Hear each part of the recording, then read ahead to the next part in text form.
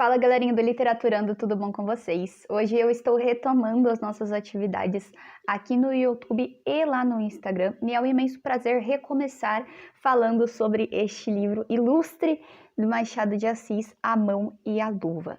Antes de tudo, eu gostaria de deixar aqui 2 recados. O primeiro é que todo o conteúdo que eu citar durante o vídeo, por exemplo, frases daqui do livro, a própria advertência que o Machado de Assis escreveu no ano da publicação dessa novela, eu vou deixar em uma publicação, tá bom? Vou tirar foto de tudo bonitinho, vou deixar em uma publicação lá no Instagram do Literaturando, então vou colocar o link anexado aqui na descrição do vídeo.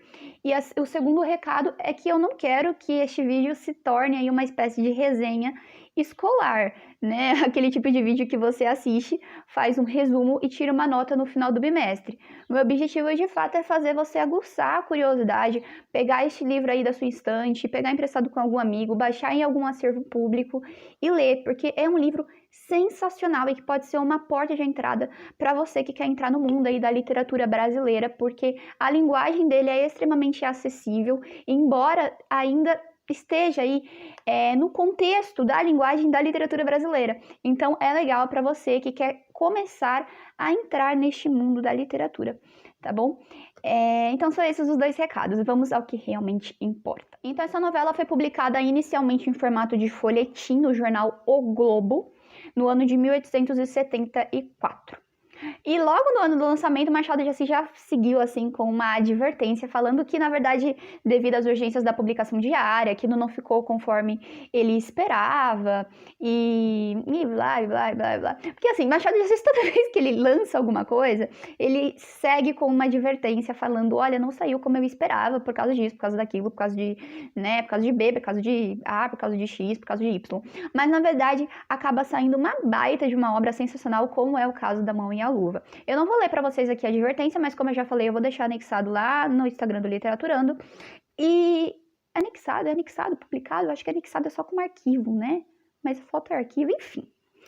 Ignorem. E eu vou deixar lá para você que quer ler na íntegra, tudo certinho. Assim como toda obra publicada antes do ano de 1881, que foi quando Machado de Assis publicou Memórias Póstumas de Brás Cubas, que foi quando ele realmente se concretizou como um artista da escola romântica realista, essa obra ela vai seguir um parâmetro romântico, principalmente do romantismo da segunda geração. Então, grava isso, toda vez que você for ler uma obra machadiana antes dela aí de 1880, ele vai ter uma forte influência romântica.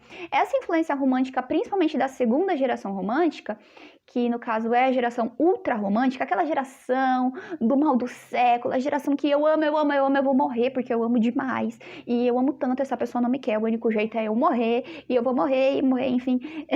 Toda vez que você achar uma obra que tem esses traços assim, provavelmente ela é da segunda geração romântica. E isso vai ficar muito forte, muito marcado no personagem Estevão. Na verdade, ele começa já com um traço muito forte da segunda geração romântica. Vou ler para vocês a introdução, onde ele fala o seguinte. Ele vai na casa de um amigo dele, o Luiz Alves, falar que a Guiomar não o quer e por isso ele vai morrer, porque é o único jeito, né? Ele leva uma palavra de desengano da Guiomar, e então ele chega na casa do Luiz Alves, que é um dos amigos dele, que estuda junto com ele, faz direito junto com ele, os dois são 2 estudantes de direito, e então ele chega e fala o seguinte, né? O amigo dele fala, mas que pretendes fazer agora? Morrer. Morrer? Que ideia! Deixe disso, Estevão, não se morre por tão pouco. Morre-se. Quem não padece essas dores não as pode avaliar. O golpe foi profundo e o meu coração é pusilânime. Pusilânime, mano. Olha essa palavra, olha que riqueza de vocabulário, pusilânime. Enfim, por mais aborrecível que pareça a ideia de morrer, pior, muito pior que ela, é a de viver. Ah, tu não sabes o que é isso. Então, a gente vai ter um personagem aí morrendo de fato, o óculos dá reflexo na câmera, então tem que ficar assim para ficar melhor a qualidade do vídeo. Enfim, então a gente tem um personagem aí morrendo de amor, e isso é um traço muito típico da segunda geração romântica. Essa obra vai ser ambientada no Rio de Janeiro do século XIX, basicamente assim como toda obra machadiana é ambientada no Rio de Janeiro do século XIX. E a história é muito simples, na verdade a história ela acaba sendo quase que cotidiana pra gente. São 3 caras que se apaixonam pela mesma mulher. Simples, né? Só que quando a gente coloca um toque de Machado de Assis, nós vamos ter aí o desenvolvimento dos personagens tão bem elaborado que você acaba chegando aí naquele mesmo ponto que a gente chega em Dom Casmurro, se a Capitu traiu ou não traiu, que não traiu. Né? Então, assim, o desenvolvimento que Machado de Assis dá aos personagens é sensacional. E ele mesmo admite, como narrador, porque nós estamos falando sobre um narrador extremamente intrometido, um narrador extremamente dinâmico durante a leitura. Então, ele vai conversar com o leitor, ele vai fazer brincadeiras, ele vai fazer perguntas, tá bom? Então, é um narrador extremamente interessante. E ele vai falar o seguinte... Ele vai dizer o seguinte: não será preciso dizer a um leitor arguto e de boa vontade, sobretudo de boa vontade, porque é mister havê-la, e muito para vir até aqui e seguir até o fim uma história como esta, que o autor mais se ocupe desenhar 1 ou 2 caracteres e de expor alguns sentimentos humanos que de outra qualquer coisa, porque outra coisa não se animaria a fazer. Então, ele admite aqui pra gente, nesse caso na página 55 dessa edição, ele admite aqui que, na verdade, ele está mais preocupado em descrever os personagens do que contar uma história. E isso é muito claro. Então, assim, voltando, né? A história é muito simples. Basicamente vai falar sobre esses 3 caras que se apaixonam. Estevão, ele é um estudante de Direito, ele estuda junto com Luiz Alves, numa universidade lá no Rio de Janeiro. E ele se apaixona pela Guiomar, que é uma jovem estudante aí de 17 anos e tal. Ela é extremamente linda, extremamente inteligente. Ela trabalha na universidade também, estuda. Na universidade não, acho que é uma escola, né? Que ela trabalha aí como orientadora também. E ele se apaixona, porém ele leva uma palavra de desengano. Ele fica desolado, ele vai chorar no Luiz Alves, que é aquela cena que eu li pra vocês logo na introdução. Então ele vai chorar, ele fica desolado. O amigo dele fala: cara, não chora. Estuda, né, cresce, se desenvolve, vira homem, aí tal, beleza. Ele vem para São Paulo, no caso eu estou em São Paulo, então vem para São Paulo e estuda. Depois de 2 anos ele retorna para Botafogo e quando ele volta para casa do amigo, ele descobre que a vizinha não é ninguém mais, ninguém menos do que a própria jovem no qual ele era extremamente apaixonado e no qual ele morria por ela, a Guiomar.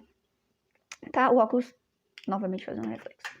Então, ele volta àquele amor que ele tinha por ela, aquela paixão que ele achou que fosse só uma paixão infantil, que logo sumiria, não sumiu, muito pelo contrário, voltou à tona aí com muitas forças. Acontece que a Guiomar se tornou uma jovem muito desejada. A Guiomar, ela mora com a baronesa, que no caso é a madrinha dela, e ama como uma filha, né? Essa baronesa perdeu uma filha, então ela pegou a Guiomar como uma filha mesmo, ela ama demais a Guiomar. Então, ela vive, tem toda uma vida luxuosa, né, assim, para os padrões daquela época, ok? E, enfim, ela acaba sendo disputada por vários caras, então nós vamos ter aí o Estevão querendo reconquistar, na verdade não tem nem o que reconquistar, porque ele nunca conseguiu nem conquistar, então ele acaba aí tentando conquistar a Guiomar. Temos o próprio Luiz Alves, que acaba se apaixonando também, ele tem aí uma paixãozinha pela Guiomar, e o sobrinho da baronesa, que também é um cara aí que vai acabar tendo a Guiomar como um objeto de afeição. Então, a história é muito simples. O que vai dar uma ênfase para essa história é o desenvolvimento dos personagens, o desenvolvimento das personalidades das personagens.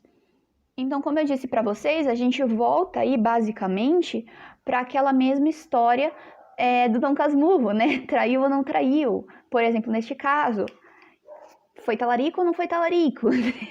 A gente vai ter aí um desenvolvimento que vai fazer com que você simpatize ou não com o personagem. Por exemplo, eu odiei a Guiomar, eu achei ela muito soberba, achei ela fria, mas fria no sentido feio da palavra, sabe? Aquele sentido assim, uma pessoa que não tem sentimento, uma pessoa soberba.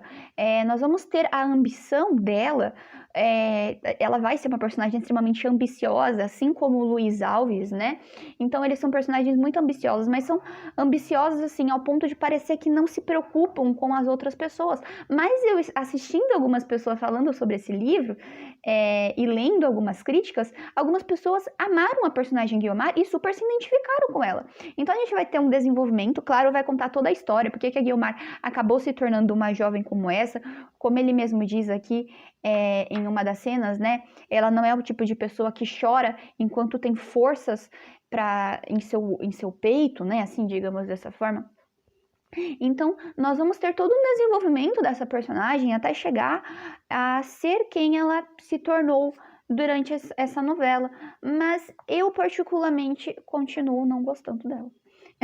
E muitas pessoas, por exemplo, odiaram o Estevão, acharam ele um personagem melancólico, extremamente chato e, sabe, assim, ai, eu vou morrer e tal, e que gosta de reclamar de tudo. Eu, por outro lado, fiquei com dó do Estevão, porque no fundo ele amava a Guiomar e ele não foi correspondido, mas era um amor puro. Eu identifiquei um amor puro no Estevão, coisa que eu já não identifiquei nos outros dois pretendentes dela. Então, assim, Machado de Assis, assim como toda a obra dele, ele conseguiu desenvolver um livro tão cheio de detalhes, tão rico, que você acaba se identificando ou deixando de se identificar com o personagem, como se ele fosse, de fato, uma pessoa e não uma personagem do livro, né? Então, é bem interessante este ponto da obra machadiana, né? Então, galera, o vídeo foi esse. Espero que vocês tenham gostado. Não esqueça de deixar a sua curtida, o seu comentário. Eu realmente quero saber o que você achou das personagens. O que você achou da Guiomar, o que você achou do Estevão.